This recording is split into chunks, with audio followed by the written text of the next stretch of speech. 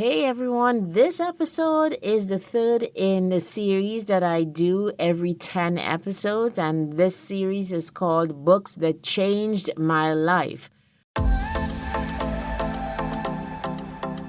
Hey, you made it! Welcome to my basement. I'm Lisa Dublin, a health and life coach, and I help professional and executive women to live, lead, and speak with confidence. Because you know what? Developing your confidence and deepening your faith in God is the best formula for an amazing life. So, are you ready? Let's go. Today I want to be looking at a book called The 9 to 5 Millionaire, Don't Quit Your Day Job, and it is by Jemal King. You might have heard me talk about him before. He is part of the ETA, the Eric Thomas gang, and I have spoken about him in the context of faith, which is what I want to do with the book today. This book is so rich, The 9 to 5 Millionaire, that I think I'm perhaps going to look at it in 2 episodes of Books That Changed My Life, because there are really 2 big categories in the book. One is about crazy faith, which we're going to talk about today, and the other is about wealth building strategies. So today, I want to talk about who Jemal is and to talk about that crazy faith. And what is the objective of this? It is to inspire you afterwards to the journey of faith, to not to stop believing for what you are believing, and that if you're not believing already for something crazy, something that you don't already see, that by reading this book, hearing this podcast, your faith can be ignited. Are you ready? Let's go. So who is Jemal King? Oh, by the way, when you go order his book, and I really advise you to go order that book, please. The 9 to 5 Millionaire, Don't Quit Your Day Job. And that book is by Jemal King. When you go order that book, can you also order mine? My latest novella, Good Girl Gone Wife, as well as my first novella, How George Jones Saved Christmas. They are both on Amazon, so you can get them from there, okay? And I'd love to hear your feedback, love to hear what you think of what I've written, and also about Jemal's book, because it really has ignited my own faith. So who's Jemal King? He is a multi-millionaire. He's a retired cop from Chicago who dreamed such big dreams that he ended up changing the trajectory of his entire family. They were a working-class family in Chicago. He came from a line of police officers. Everybody was in law enforcement in some form or the other. And because of his foray into real estate and into business in general, he ended up being able to not only help himself, but to teach his other family members and the other people in his circle how to become millionaires as well. In fact, he has a very popular course that I really want to do at some point, and it's called Make Real Estate Real. So please go check him out, you guys. Buy the book. What I'm hoping is after you hear what I have to say about the book, you go out and get your own copy of it. Now, here's another reason to get the book. Not only is the stuff inside the book really good, you guys, the book is just delicious to hold. It's just nicely put together. The font is easy on the eye, the pages are luxurious, and it even comes in its own custom packaging. I held on to the envelope because it really is an example of the kind of work that I want to do and the kind of products and services that I want to present to, my audience, my clients later on as I get better at this field. So here's Jemal's story. Jemal was married, had 2 daughters, but he really wanted a son. He really wanted a son. No matter what anybody said, okay, you should be content with their 2 daughters. He's like, this is the desire of my heart. I want a son. And so he and his wife began, 1, praying for a son, and secondly, obviously trying to have this child. So can you imagine praying for a son, doing all the things, and for 7 years not getting a positive response to your request from God? Most of us would have given up by then, wouldn't you? Wouldn't you have given up by that time? But not Jemal. So this book, when you really see that process of faith, it helps you to elevate your own. There are many powerful quotes and lessons in the book, but let's talk about Jemal and his faith. So I want to begin with the first quote that I pulled out, and it is on page 216 of the physical book. And there Jemal writes, "Once we got over the hump of the first 3 years with no results, I let myself go even harder. We began to prepare his room. I bought a urinal for his restroom that I built just for him. And then I started to write letters to him to document the journey of faith. I even put boy clothes in his closet." How many people could say that after 3 years of trying, not only do you not give up, but you intensify your faith with works. After 3 years, there was no sign of a kid, no sign of a baby, no sign of conception. What does Jemal King do? He actually gets even more serious. He digs in. He doubles down. Jamal's thinking reveals a powerful way, I think, of looking at the journey of faith. And I'm going to quote him extensively because for me, those words on page 227, this is my second quote, they really, like every single word unlocks something for me about that journey of faith. And this is what he writes. "For years, I wrote to him," and he's speaking about his son. "For years, I wrote to him in a book I used to document the season. I sang to him. I prayed over Camille's womb. I watched sports games as if he was there. I spoke of him in the present tense. Year after year of no physical sign that he would be a part of our world, I stood firm on preparing a place for him to exist. I knew that if I gave up on him, he would have no entryway to make it down." I have to say this line again, you guys. I'm coming out of the quote for a bit there. This is what this guy says. "I knew that if I gave up on him, he would have no entryway to make it down. I believed that my God was so powerful that little Jay's lack of physical presence was about my faith, not whether or not God had the capacity to do it." Let's stop here for a while and discuss this journey of faith.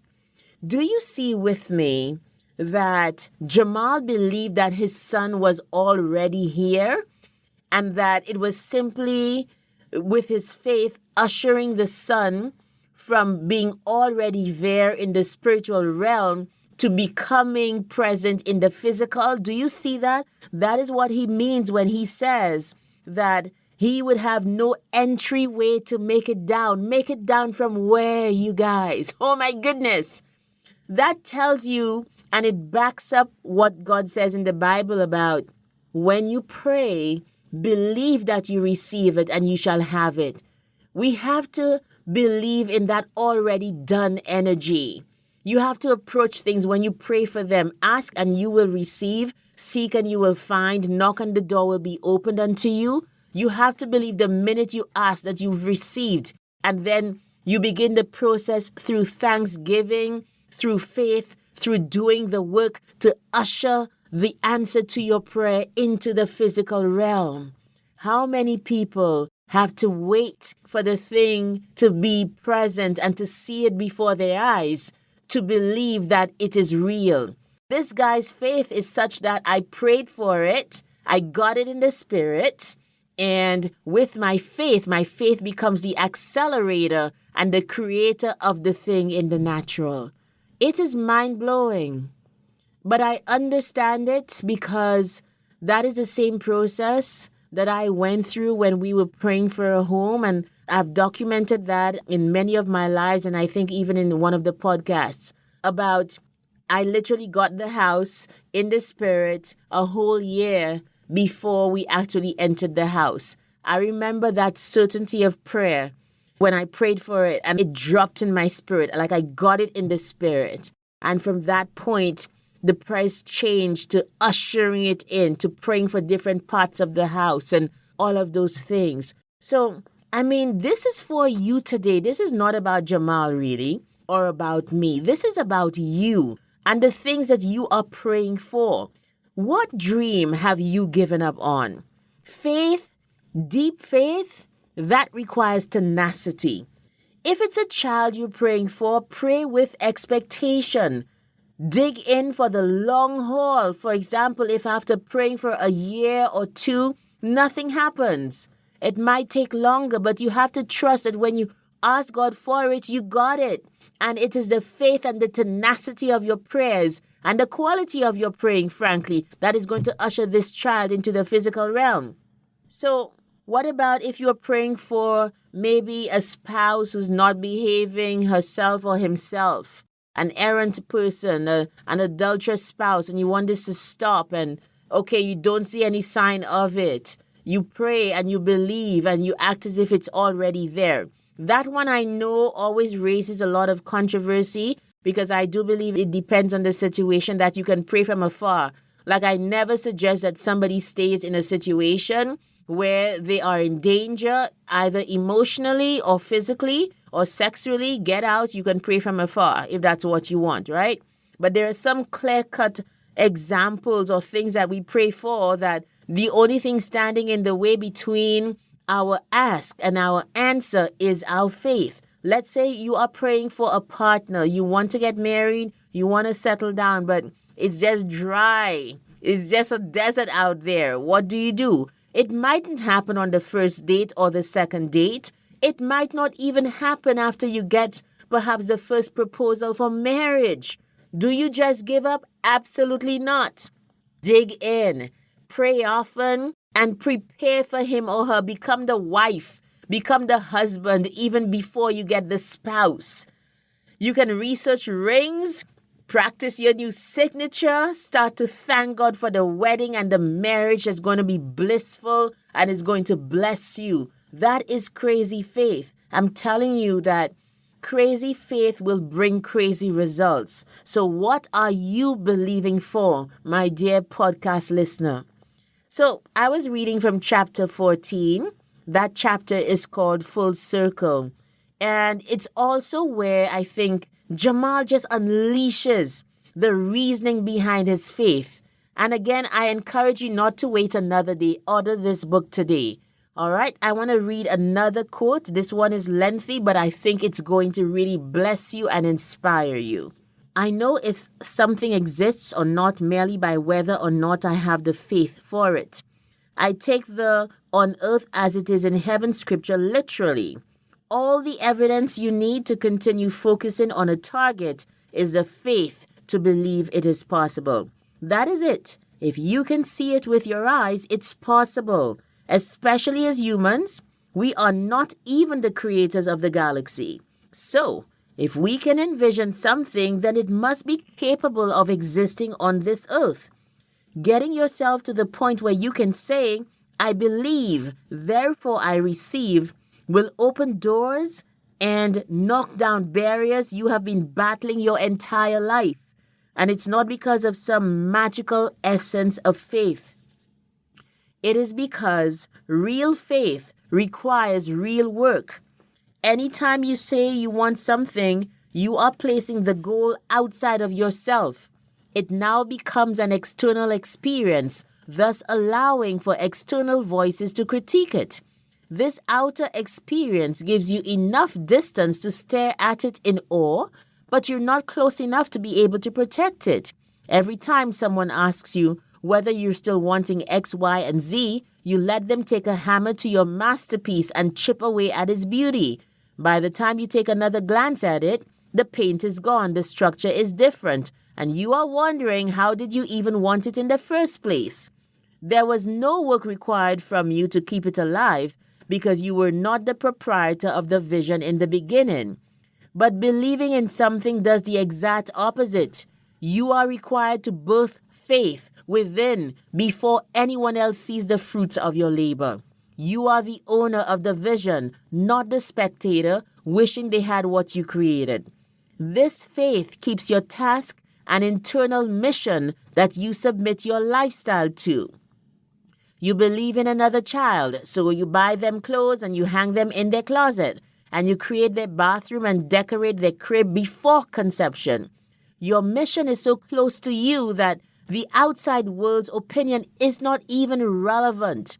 You don't care if you look mad. People thought Noah was out of his mind until they saw the rain. You don't care if you look crazy. Moses did not even know about the God of Abraham, Isaac, and Jacob. You could care less if other people don't understand.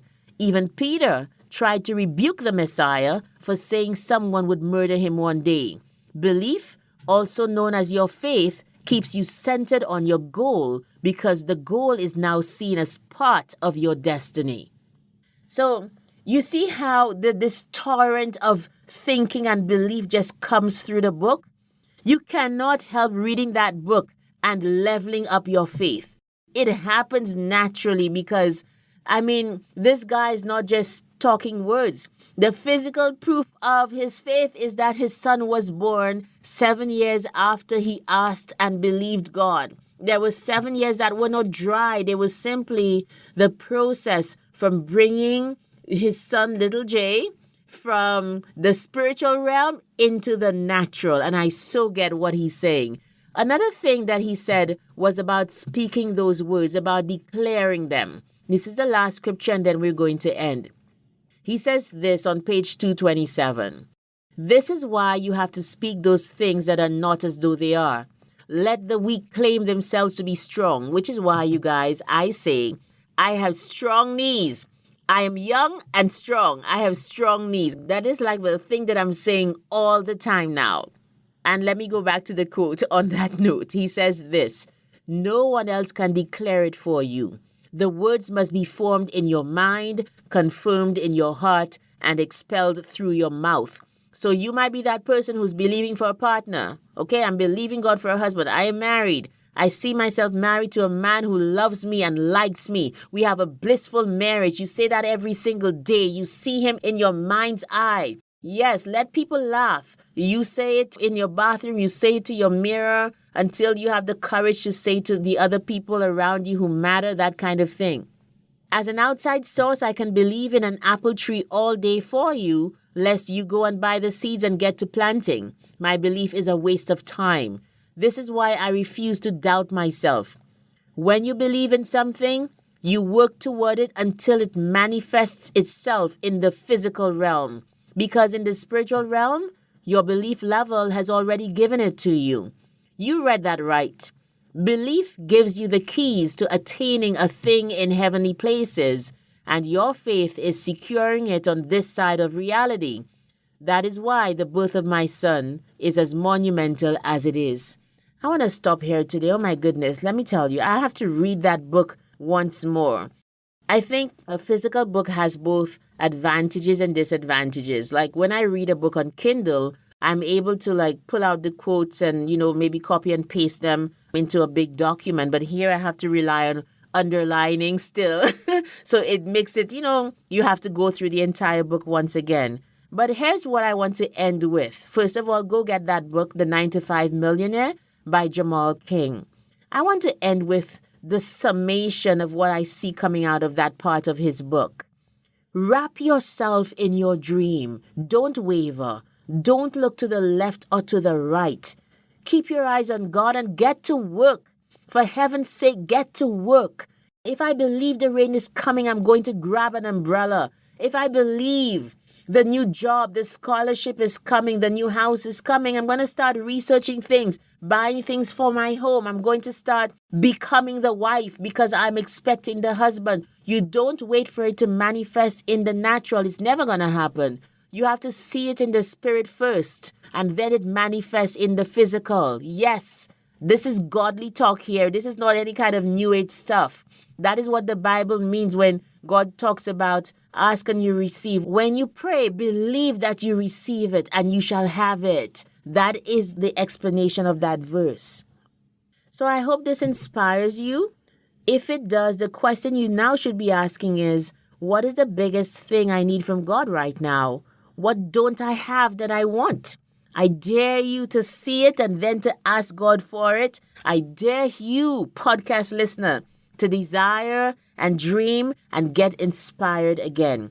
You need to ignore the buts in life, those people who are very tentative, or even your own tentative nature. Yes, but doesn't it depend on, excuse me, all of these things considered, God still answers prayers. And when your faith is crazy, you get crazy results. Okay, you guys, enjoy the book, and I'll see you in the next episode. Bye. Thank you so much for listening today. Now, I know that you prioritize your growth and success. So if you feel stuck in any area of your life, why don't you consider life coaching?